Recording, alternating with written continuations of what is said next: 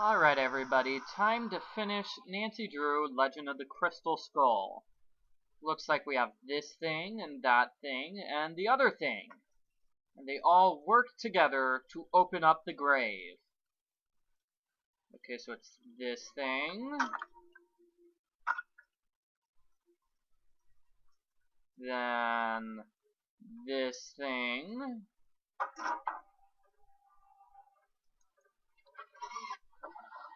Oh yeah, that's not creepy at all. And finally, the eye.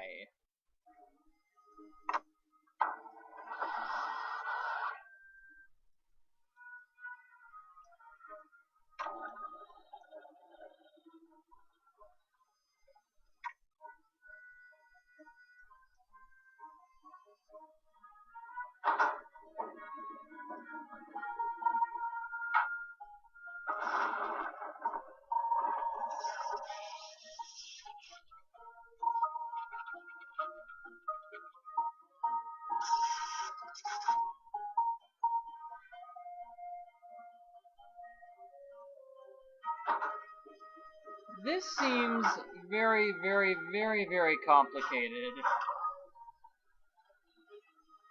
And the Crystal Skull has been very, very, very well protected. Ha ha ha. But at last, we finally have the Crystal Skull. Now Nancy Drew can take it and live forever! Ooh, it's kind of fancy.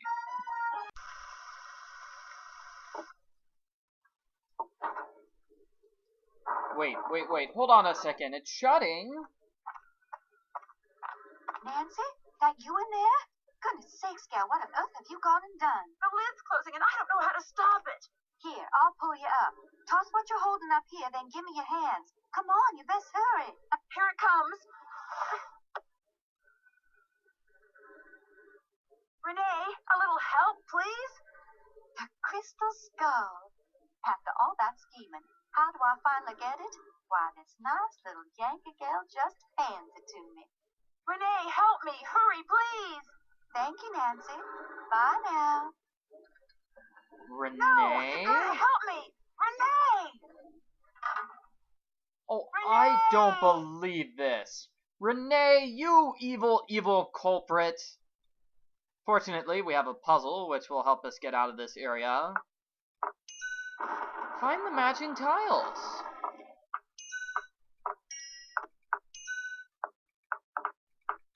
Not so easy because you can't really see them all that well.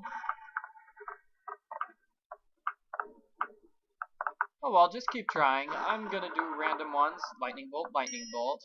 You can kind of see them. Kind of.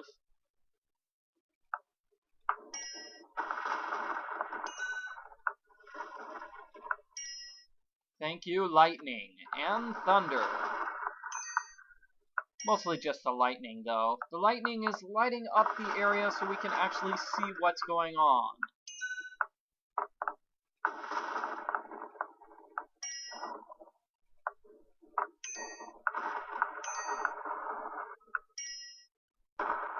Okay, almost done. Now time to catch Renee.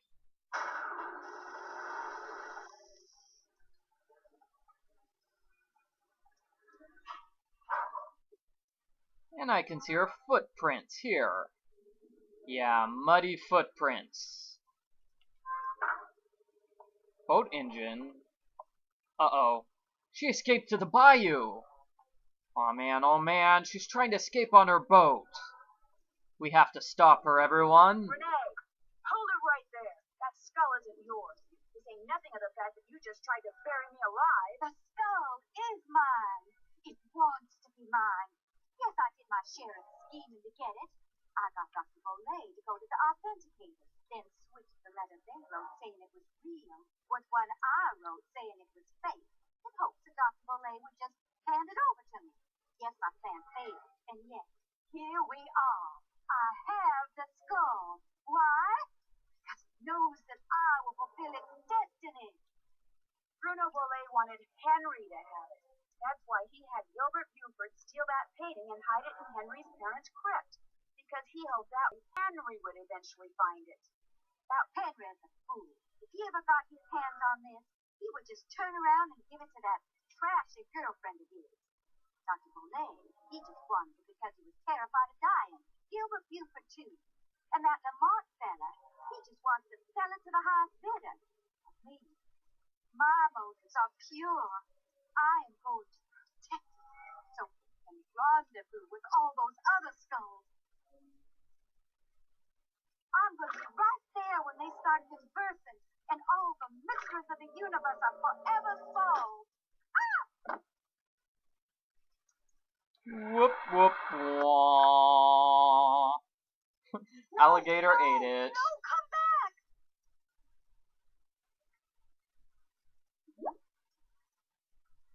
Renee burst into tears and Oh, by the way, that was a puzzle right there.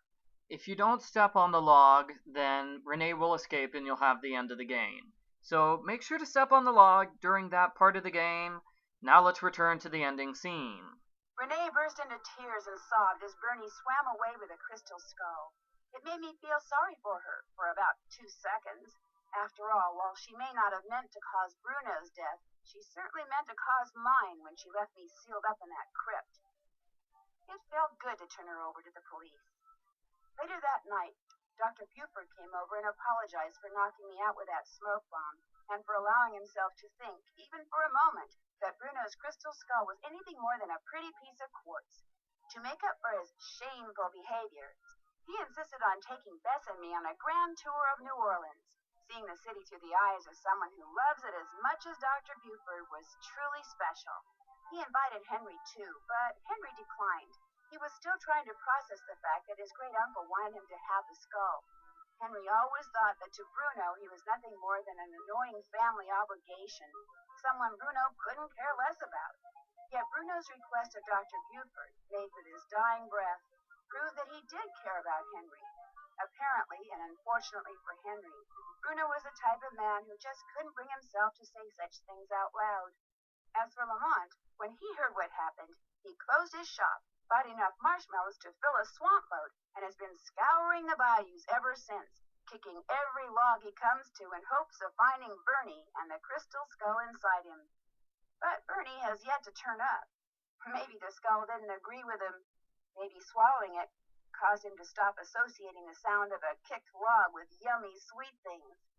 In any case, the Whisperer has disappeared, lost to the world once again, which is totally fine by me. Hooray! Okay, which of Zeke's hoodoo powers did she have in her room? Hiccuping, hiccuping. And check out all these awards. I got No Clue Left Behind, Sweet Tooth, catching all of those wasps, and getting the trivia correct. Not the Chit Chat Champ, Gumball, Cajun Cookin', Dummy Dearest. Spending way too much time with that creepy dummy. Marble, oh, I did not solve that marble puzzle in record time. Nope. Powder Puff, ACAD, and Basket Case. So I guess the game has officially confirmed that I am not a basket case. Thank goodness. Talk about a detective's dream come true. The Italian police called me personally and requested that I travel to Italy and help them stake out a suspected thief in Venice.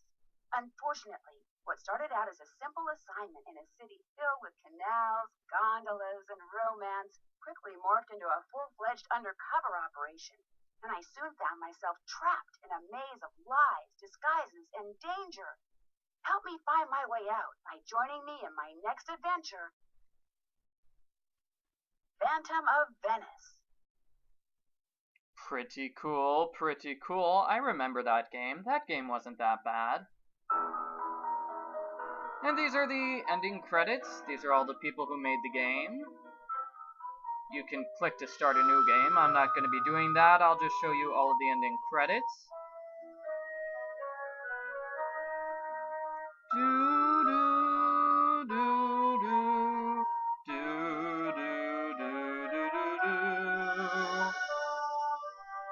So yeah, this is the end of the video walkthrough, my second video walkthrough for Nancy Drew Legend of the Crystal Skull. I hope it was better than my first video walkthrough.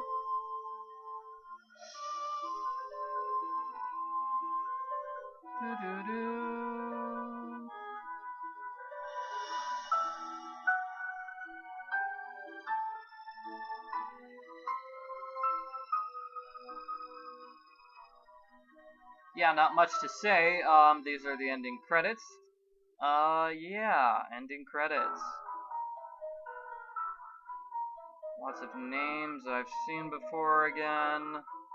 Kevin Manthe. He's still working with the Nancy Drew series, I think. He is, actually. Lanny Minella as Nancy Drew. Jennifer Pratt as Bess Marvin.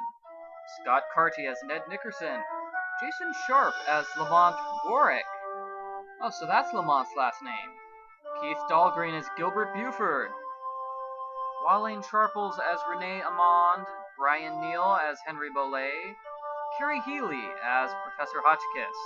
Scott Kirk did various voices, and Leslie Wadsworth did various voices as well.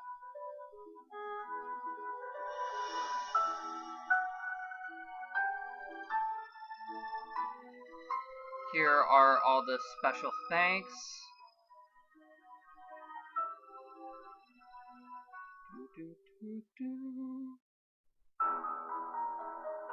Yeah. This is the music that used to play whenever you started up the game, earlier on in the series.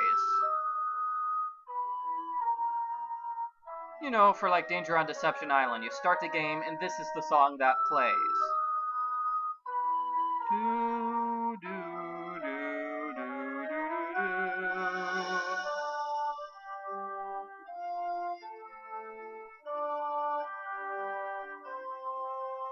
Copyright 1997.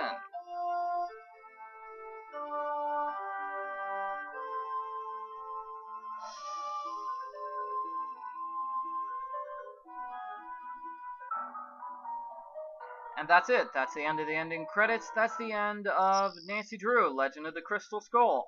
I hope you enjoyed it, everyone.